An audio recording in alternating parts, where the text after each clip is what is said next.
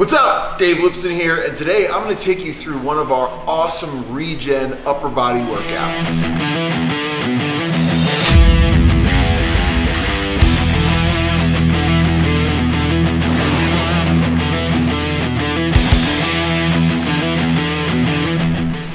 So regen workouts are great.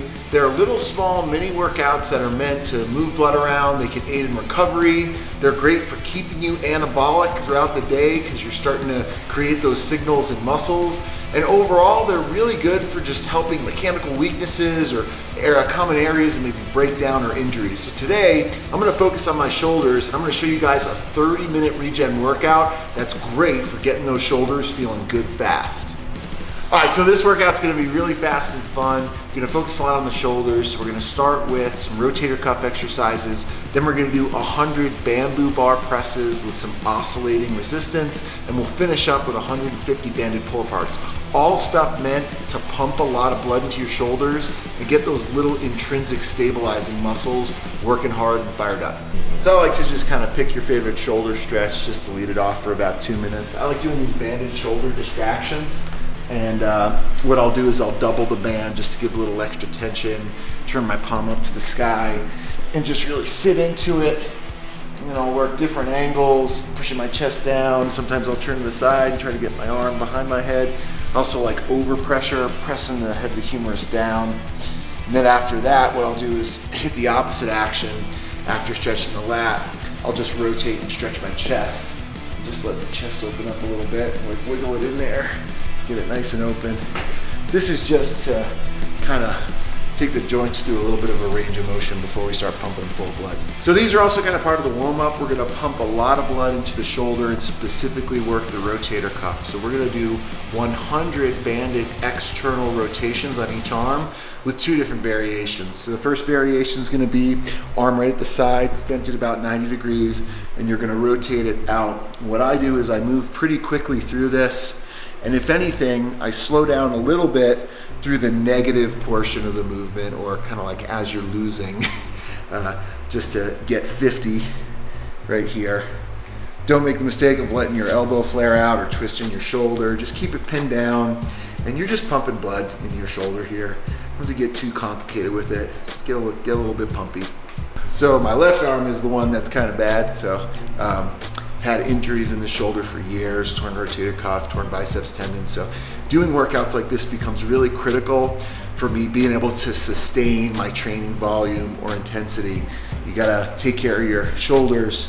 You gotta take care of whatever injuries are going on.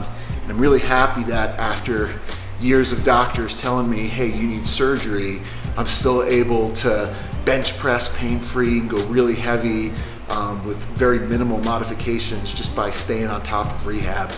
Starting to burn a little bit. That's good, that means it's working. Burning's okay, pinching's no good.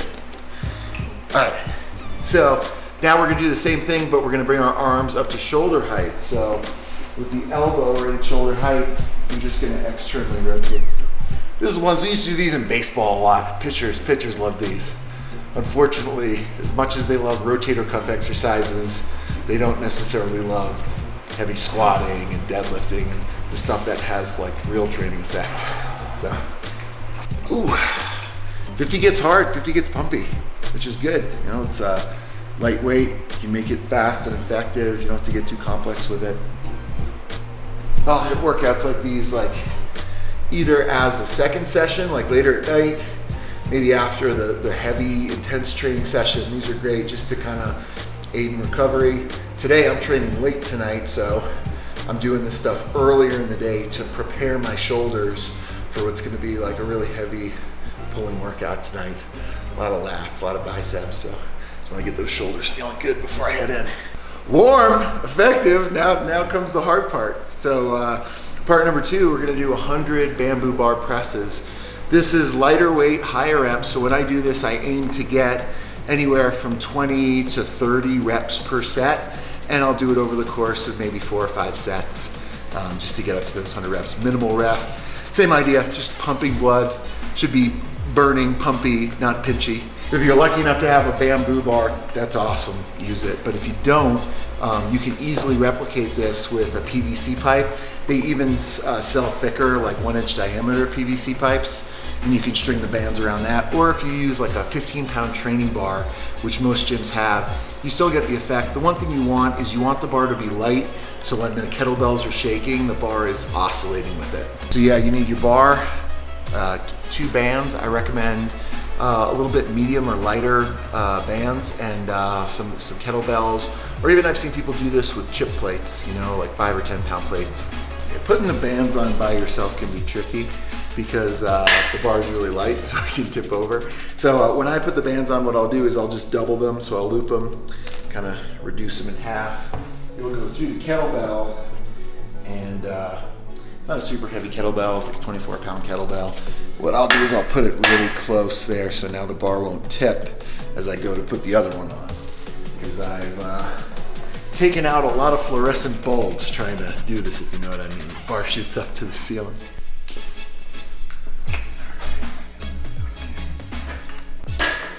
I don't know that it makes a huge difference how farther out you go. Really, it's like making room for additional bands and kettlebells, so I always start them on the closest one. As I add bells, I just move out from there.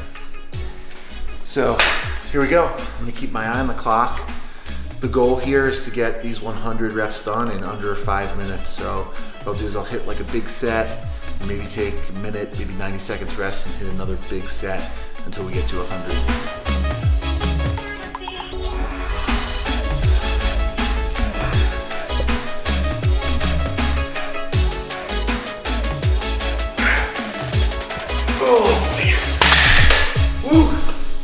Okay, yeah, first set, 40 on the first set. So give myself about a minute to rest, and then I'll hit another set. Probably not 40. Definitely pumpy in the shoulder. You feel a lot of blood. The shoulders start to feel even better. You know, after the first 10 or 20 reps, I can feel them immediately starting to loosen up, and in general, just kind of feel a little bit smoother as I move.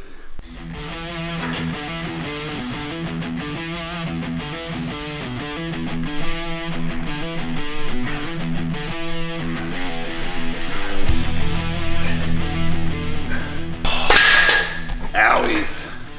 Woo! All right, 25 on the second set. You kind of go by feel.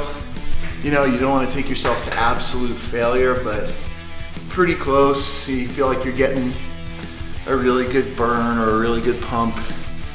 And if the reps start getting a little bit dicey, rack it up, rest. Let's see, we got 65 done. How many more do I need to do, Nate? 35. I can do 35 more? Fuck.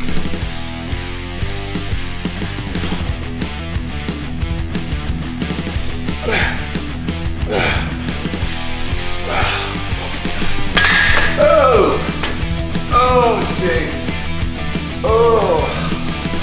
Oh man. Just because it's a regen workout doesn't mean it still doesn't hurt. Whew. All right. I feel like my shoulders have been injected with just like water, just like ballooned up. Oh, that's funny. You can like really feel the blood in the shoulder. That's the goal with the workout, is to regenerate and move blood around. So good light work. That's the meat and potatoes. Now the rest of the accessory stuff is kind of easy and fun. We're gonna do 150 banded pull aparts. Those are for the muscles in the back of the shoulder, the muscles around the scapula. So 19 minutes in, right? So like I said, it shouldn't take more than 30 minutes to do this workout. And just understanding the goal. You know, the goal is not to break things down or to have a lot of volume and intensity. It's just a short workout to maybe work on some smaller muscles or aid in your recovery. So hopefully tonight, when I go into my training session, I should feel better as opposed to broken down or worse because of this. It's therapeutic. So what I'm gonna do is, for the pull apart, you're gonna grab the band at its end, grab both of them. They're in the loop, you'll kind of grab really two. And from the start of the movement, you're gonna begin with the band at eye height with your arms straight. And then keeping your arms straight, you're gonna pull the band apart until it hits your chest. So if you look at the back of my arms, what you'll see is that the movement is coming from the shoulder, from the scapula. There's no movement at the elbow. It's just working from the shoulder and the back. You can also mess around with these. I like doing them with the overhand grip. I also like it with the underhand grip because it externally rotates your arms. And you can do it also, you can mess around with the same thing overhead. All of that, you're just hitting different aspects of the muscle groups around the shoulder, so variety is always good.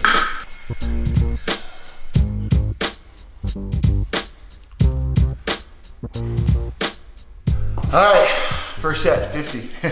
3 more to go.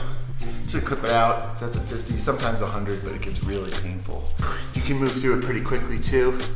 It's not like controlled movement. Again, you're just like pumping blood into the arm. So move as quickly as you can, keep the reps nice and smooth. You're gonna have to eat right after this to get that targeted nutrition. I want my shoulders to grow. You train your shoulders and you eat immediately. All right, 50.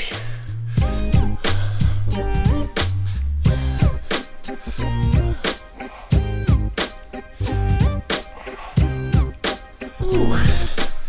Yeah, like a lot of people have different types of injuries, shoulder injuries, back, knee, hip injuries. That's common in training, but just because there may be some pathology in a joint doesn't mean that you need surgery. A lot of times you can rehab it, and just really learning how to maybe train a little bit smarter or how to stay on top of the rehab allows you sustainability. It's really a different animal, and I've seen people that are able to do amazing things without having surgery because they had the will and the knowledge to work around it or even fix it themselves. Oh,